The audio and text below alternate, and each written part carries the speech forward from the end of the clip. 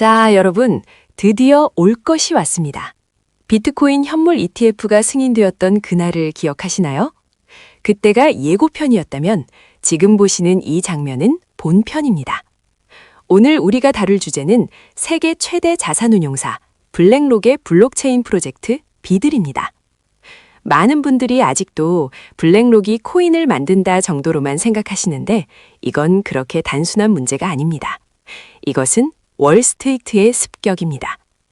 여러분의 지갑 속에 있는 달러, 주식 계좌에 있는 채권들이 이제 블록체인이라는 고속도로 위로 올라타기 시작했습니다. 이 자료의 첫 페이지는 아주 명확한 메시지를 던지고 있습니다. 기관용 디지털 유동성 펀드. 이름부터 어렵죠? 쉽게 말해 기관들이 쓰는 초거대 디지털 지갑이 열렸다는 뜻입니다. 오늘 저와 함께 15페이지에 걸친 이 보고서를 낱낱이 뜯어보면서 왜 블랙록이 이 시장에 깃발을 꽂았는지, 그리고 이것이 우리 개인 투자자들의 지갑에는 어떤 영향을 미칠지 아주 쉽게 풀어드리겠습니다. 끝까지 집중해 주십시오. 투자 시장에서 가장 중요한 건 돈의 흐름을 읽는 것이죠. 그러려면 이 사람, 블랙록의 CEO 레리 핑크의 입을 주목해야 합니다. 재미있는 사실은 불과 몇 년 전인 2017년만 해도 레리 핑크는 비트코인을 두고 돈 세탁의 인덱스라고 맹비난했습니다. 범죄자들이나 쓰는 가짜 돈이라는 거였죠. 그런데 2024년 그가 180도 바뀌었습니다. 시장의 다음 세대는 자산의 토큰화다라고 공식 선언을 해버린 겁니다. 이게 무슨 의미일까요? 단순히 비트코인 가격이 올라서일까요? 아닙니다. 그는 인프라를 본 겁니다. 자료를 보시면 이것은 단순한 코인 발행이 아니라 월스트리트의 자본을 블록체인이라는 고속도로 위로 옮기는 거대한 인프라 공사라고 적혀 있습니다. 과거의 금융이 덜컹거리는 비포장도로였다면 블록체인은 24시간 멈추지 않는 아우토반입니다. 레리 핑크는 이 효율성에 베팅한 겁니다. 토큰화된 증권이 금융의 미래라는 그의 말은 이제 모든 주식과 채권이 코인처럼 거래되는 세상이 온다는 예고장과 같습니다. 그렇다면 도대체 비들이 뭐냐? 기술적인 용어 다 빼고 딱 한 단어로 정의해드리겠습니다. 바로 블록체인 위의 파킹 통장입니다. 우리가 주식 투자할 때 잠시 쉬는 현금을 MMF나 CMA 통장에 넣어두죠. 하루만 넣어도 이자가 나오니까요. 비들이 정확히 그 역할을 합니다. 블랙록이 운용하는 달러, 미국 국채, 레포 같은 초단기 안전자산을 펀드로 묶고 그 지분을 토큰화한 것입니다. 중요한 건 이건 변동성이 심한 코인이 아니라 펀드 지분이라는 점입니다. 그래서 1비들은 항상 1달러의 가치를 유지합니다. 테더나 USDC 같은 스테이블 코인과 비슷해 보이지만 본질적으로 다릅니다. 스테이블 코인은 그냥 현금 보관증이라면 비들은 이자가 나오는 투자 상품입니다. 주식 계좌 대신 여러분의 메타마스크나 레저 같은 블록체인 지갑에 넣어두는 기관용 MMF, 이게 바로 비들의 정체입니다. 이제 은행문 닫는 시간 걱정할 필요 없이 내 지갑에서 국채 이자가 쌓이는 시대가 온 겁니다. 자, 그럼 이자는 어떻게 받을까요? 보통의 코인들은 가격이 오르길 기대하지만 비들은 가격이 1달러로 고정되어 있습니다. 가격이 안 오르는데 무슨 수익이냐고요? 이 페이지의 그림을 보세요. 1일차에 100달러를 넣었다면 100개가 있죠. 15일차에는 100.2개, 30일차에는 100.5개로 늘어납니다. 즉, 가격이 오르는 게 아니라 개수가 늘어나는 방식입니다. 이걸 전문 용어로 리베이스라고 하는데요. 펀드에서 발생한 국채 이자를 매일매일 계산해서 한 달에 한 번씩 새로운 토큰으로 지갑에 꽂아줍니다. 이게 왜 혁명적이냐면 기존 금융에서는 이자 받으려면 결산일 기다리고 입금 확인하고 복잡했잖아요. 여기선 그냥 지갑만 들여다보면 코인 개수가 불어나 있습니다. 일드 디스트리뷰션, 즉 수익 분배가 자동화된 스마트 컨트랙트로 이루어지는 것이죠. 내가 자고 있는 동안에도 내 돈이 새끼를 치는 과정을 눈으로 직접 확인할 수 있는 시스템입니다. 이 프로젝트가 무서운 이유는 뒤에 있는 형님들 때문입니다.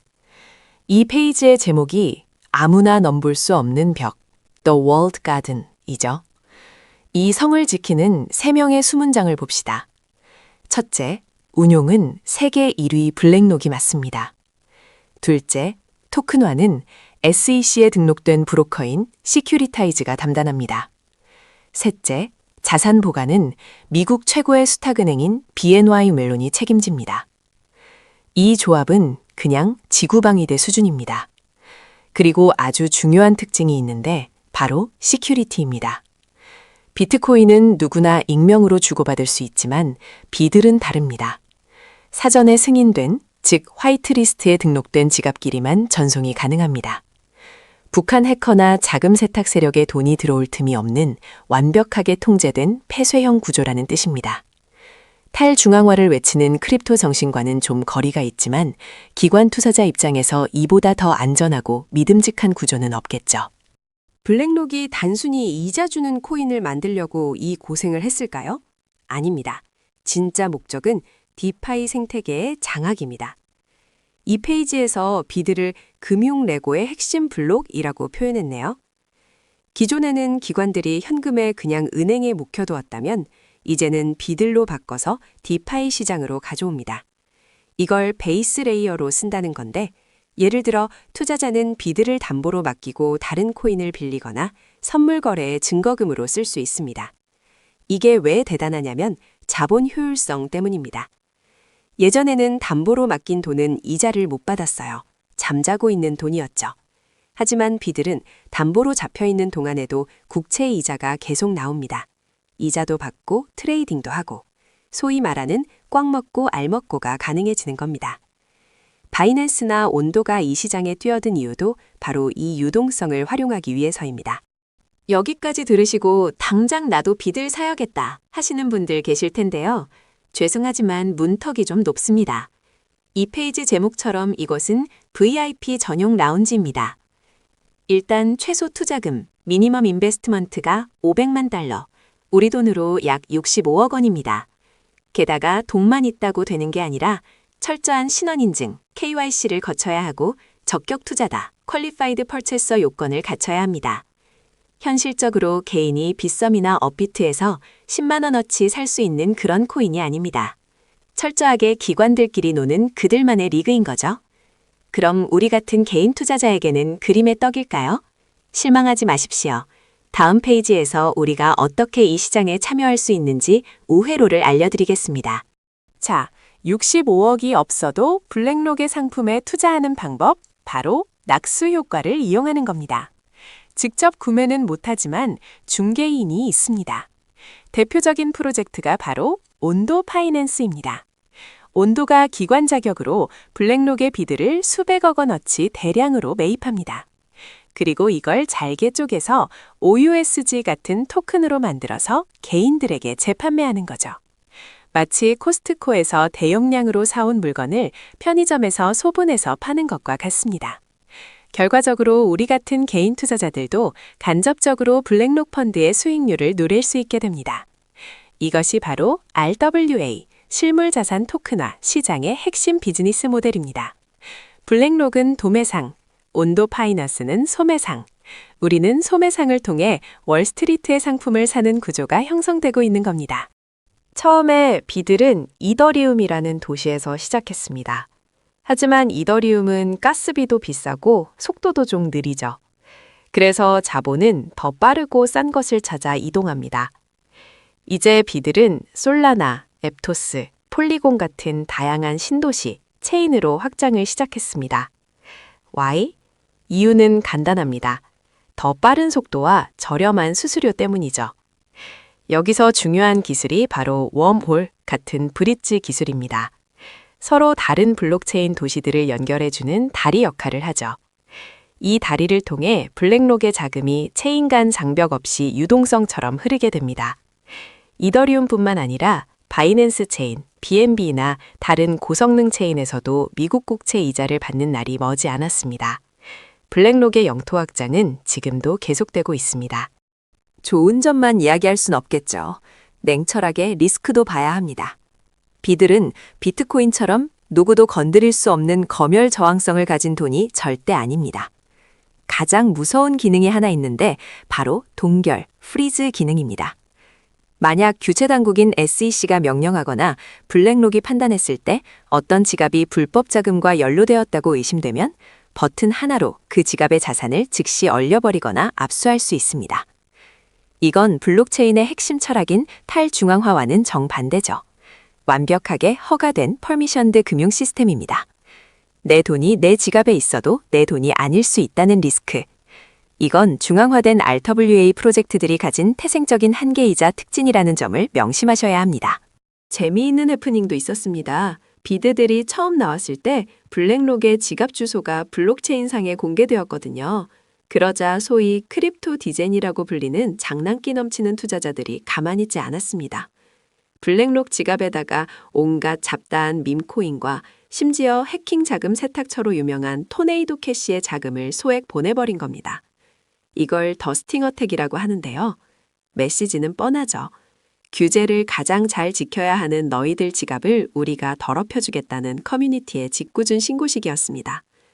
세계 최고의 금융 엘리트들이 만든 깨끗한 지갑에 출처를 알 수 없는 무찌라 코인들이 들어와 박히는 아이러니.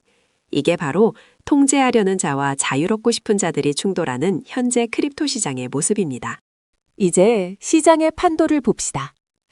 비들의 등장은 기존 스테이블 코인들에게는 선전포고와 같습니다. 지금까지 1위 자리를 지켜온 테더 USDT나 서클을 보세요.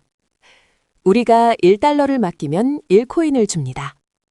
그런데 그들이 맡은 1달러를 국채에 투자해서 번 수조 원의 이자는 누가 가져가나요? 테더사가 다 가져갑니다. 우리는 이자를 한 푼도 못 받죠. 하지만 비들은 그 이자를 투자자에게 돌려줍니다. 당연히 사람들은 이자 주는 달러를 선호하겠죠. 이게 스테이블 코인의 지위를 위협하는 가장 큰 요인입니다. 여기에 프랭클린 템플턴의 벤지 펀드 같은 전통 금융사들의 경쟁작들도 속속 등장하고 있습니다. 바야흐로 돈의 전쟁, RWA 점유율 경쟁이 본격적으로 시작된 겁니다. 백문이 불여일견, 데이터로 증명해 보겠습니다. 2026년 현재 이 보고서에 따르면 비들과 관련된 토큰화 국채 시장 규모는 25억 달러를 넘어섰습니다. 참고 비들 단독 AUM은 5억 달러 상회, 전체 시장을 리딩 중.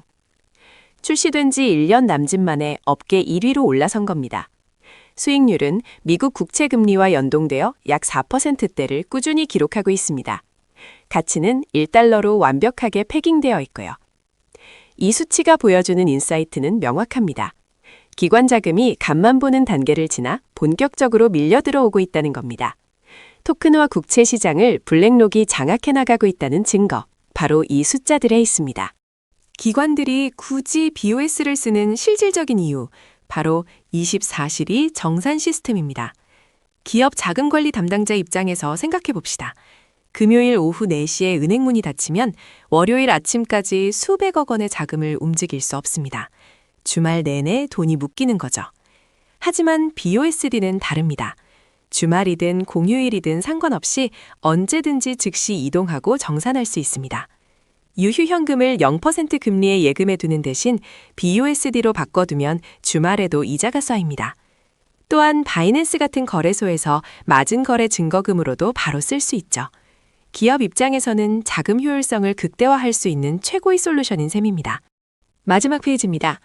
결론적으로 비들은 단순한 투자 상품이 아닙니다.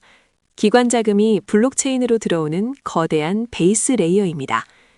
우리는 지금 은행 계좌가 블록체인 지갑으로 대체되는 역사적인 순간을 목격하고 있습니다. 미래에는 모든 금융자산이 토큰화될 것이고 그중에서 가장 안전하고 강력한 기축통화 역할을 블랙록의 비들이 하겠다는 야심이 보입니다. 진짜 돈이 오고 있습니다. 여러분의 자산 포트폴리오는 이 변화에 얼마나 준비되어 있으신가요? 오늘 블랙록 비들 분석은 여기까지입니다. 변화하는 파도에 올라타시길 바랍니다.